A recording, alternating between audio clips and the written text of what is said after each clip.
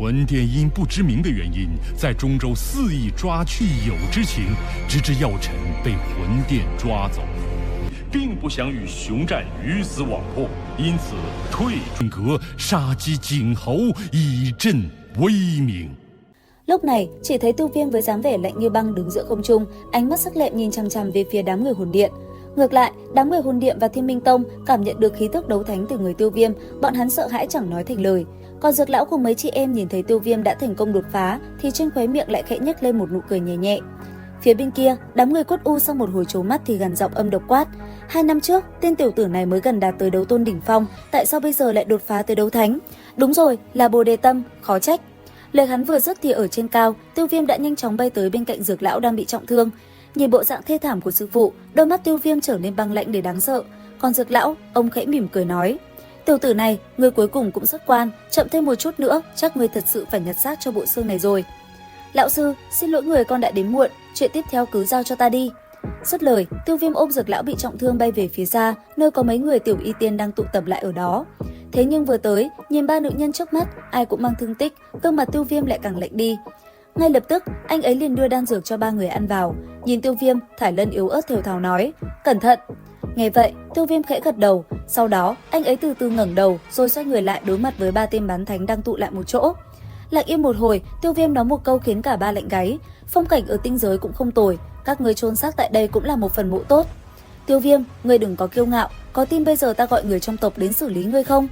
Nghe vậy, Tiêu Viêm chỉ khẽ nhếch miệng rồi vung tay, không gian xung quanh lập tức bị bóp méo và phong tỏa hoàn toàn.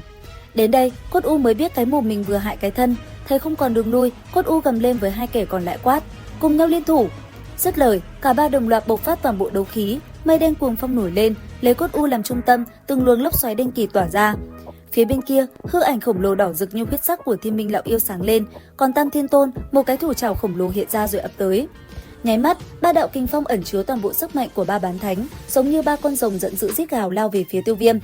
Đối mặt với đòn tấn công tất tay đó, Tiêu Viêm vẫn bình tĩnh đến lạ thường. Anh ấy chậm rãi giơ bàn tay lên, giọng nói vang vọng khắp không gian quát: ở thời điểm đột phá tới đấu thánh, ta đã có chút lĩnh ngộ. Hôm nay, ta sẽ lấy 3 người các ngươi để tế chiêu. Dứt lời, 4 loại dị hỏa khác nhau tuôn ra từ lòng bàn tay, chúng nhanh chóng xoay tròn, hòa quyện, tạo thành một vòng tròn 4 màu khổng lồ. Sau đó, vòng tròn chậm rãi xoay chuyển, để lộ ra một màu đen sâu thẳm ở trung tâm, một màu đen thuần túy hơn cả hắc động, ẩn chứa mùi vị của luân hồi. Vòng tròn lửa bay ra, nhắm thẳng vào đòn tấn công của 3 kẻ địch. Giữa không trung, thanh âm hùng hồn mà vang vọng của Tiêu Viêm vang lên nói: chiêu này tên là Phật nộ luân hồi. Lời anh ấy vừa dứt, trong ánh mắt chăm chú của vô số người, đóa hỏa liên như một ngọn lửa thật lớn tràn ngập mùi vị luân hồi, va mạnh vào luồng năng lượng kinh khủng của 3 người Cốt U. Hai bên va chạm, uy thế đáng sợ như thiên thạch đụng nhau, nhưng điều làm cho người ta bất ngờ lại là tiếng nổ mạnh trong tưởng tượng cũng không xuất hiện. Khi tiếp xúc với ngọn lửa kia, 3 đạo năng lượng khổng lồ liền nhanh chóng tan rã như băng gặp lửa vậy. Dưới xoáy lửa này, dường như ngay cả không gian đều có dấu hiệu băng liệt. Chỉ ngắn ngủi vài giây, luồng năng lượng khổng lồ kia đã lặng lẽ hóa thành hư vô, biến mất trong mảnh thiên địa này, mà đóa hỏa liên như một ngọn lửa khổng lồ kia vẫn trôi nổi trên phía chân trời, chậm rãi chuyển động. Nhìn công kích của mình, thậm chí còn không lay động nổi xoáy lửa kia, sắc mặt 3 người Cốt U lại lần nữa trở nên khó tin, khẽ lắp bắp hỏi: đây là đấu kỹ gì? Lời mấy tên đó vừa dứt thì phía dưới, Dược lão âm trầm nói: dùng dị hỏa để sáng tạo ra đấu kỹ, tiểu tử này thật biết làm cho người ta kinh ngạc. Khóe mắt Cốt U hơi giật giật, liếc về phía Tiêu Viêm đang chắp tay sau lưng, lạnh lùng nhìn họ. Trải qua lần giao thủ này, bọn họ đã hiểu mình hoàn toàn không phải đối thủ của Tiêu Viêm. Vừa dứt lời, Cốt U đã nhanh chóng xoay người hóa thành một đạo lưu quang bay ra phía ngoài tinh giới, mà phía sau hắn, Thiên Minh lão yêu và Tam Thiên Tôn hồn điện đều vội vàng đuổi theo. Thấy 3 tên này đều chạy trốn, đám cường giả Minh Hà Minh đều sợ đến mức hồn phi phách tán, tất cả vội vàng quay đầu chạy ra ngoài tinh giới. Nhìn bọn chúng muốn chạy, Tiêu Viêm cười nhếch miệng rồi quát: chuyển. Dứt lời, xoáy lửa khổng lồ trên trời chợt phun ra một cột sáng màu đen, rồi lặng lẽ xuyên qua không gian giam cầm đám người Cốt U vào bên trong. Trong phạm vi bao quát của cột sáng, có không ít cường giả Minh Hà Minh đen đủi bị cuốn vào bên trong. Bọn họ kinh hãi phát hiện thân thể mình đang nhanh chóng phân giải dưới loại ánh sáng này. Một số cường giả vội vàng thi triển đấu khí, nhưng khi đấu khí xuất hiện thì sự sợ hãi trong mắt họ lại càng thêm nồng đậm, bởi vì họ phát hiện ra khi đấu khí tiếp xúc với cột sáng kia thì cũng từ từ hóa thành hư vô.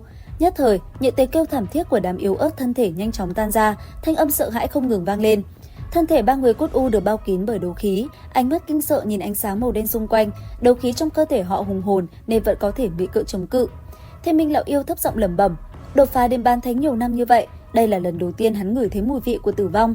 Rất nhanh, hắn vội vàng lên tiếng nói: mau rời khỏi cột sáng này. Dứt lời, ba người thi triển tốc độ lên đến cực hạn, định lao ra khỏi cột sáng. Thấy vậy, Tiêu Viêm lạnh lùng quát: "Đi được sao?" Dứt lời, bàn tay nắm chặt về phía ba người, khoảng không gian nơi đó liền lập tức co lại, giam giữ ba tên đấu thánh kia lại bên trong. Đến đây, đám người Cốt U vội vàng công kích màn chắn kia.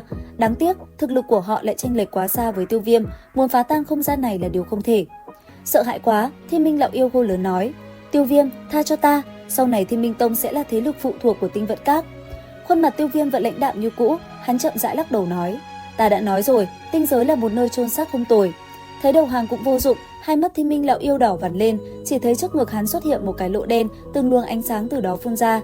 Đồng thời, trên miệng lão ta gầm lên quát: "Tiểu tạp chủng, lão phu liều mạng với ngươi." Nói xong, chỉ thấy hai mắt Thiên Minh Lão Yêu đỏ vằn lên, vô số huyết sắc phun ra từ các lỗ chân lông của hắn, thân thể cũng nhanh chóng phình to ra. Thấy vậy, sắc mặt Cốt U nhất thời biến đổi, vội vàng lui lại phía sau cùng Tam Thiên Tôn ẩn nấp. Hắn biết Tinh Kim muốn tự bạo. Còn phía xa, trước những ánh mắt khiếp sợ, thân thể Thiên Minh Lão Yêu nhanh chóng bành trướng, chỉ chốc lát sau đã nổ tung ra như một thùng thuốc nổ, bạo năng lượng kinh khủng nhất thời thổi bùng ra, đem không gian ngưng kết kia phá thành mảnh nhỏ. Tiêu Viêm lạnh lùng nhìn luồng năng lượng khổng lồ đang khuếch tán, thủ ấn chợt biến đổi, xoáy lửa lại bộc phát ra một lực hút kinh khủng trực tiếp nuốt trọn tất cả bạo năng lượng không cho nó phá đi màn chắn mà mình tạo ra. Tuy nhiên, một gã đấu thánh tự bạo như vậy cũng đủ để làm màn chắn kia vỡ một mảng, Cốt U và Tam Thiên Tôn nhờ vậy cũng bay được ra bên ngoài.